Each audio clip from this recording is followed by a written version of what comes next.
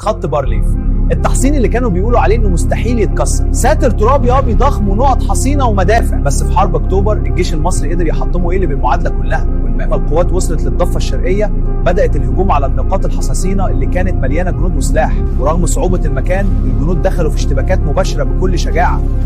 ساتر الترابي الضخم اللي كان بيحمي الخط اتفتح باستخدام خراطيم الميه القويه، وده سمح للقوات انها تعدي بسهوله وتبدا تسيطر على المواقع واحده واحده. الجنود المصريين ما كانوش بس بيهجموا، كانوا بيتحركوا بخطه منظمه، كل مجموعه ليها هدف، وده خلاهم يسيطروا على عدد كبير من النقاط الحصينه في وقت قصير جدا. واهم لحظه كانت لما علم مصر اترفع على الضفه الشرقيه. اللحظه دي كانت تاريخيه، ورجعت الروح لكل المصريين بعد سنين صعبه. في ساعات قليله خط بارليف اللي اتقال عليه مستحيل بقى تحت سيطره الجيش المصري، وده كان واحد من اعظم الانجازات العسكريه في التاريخ.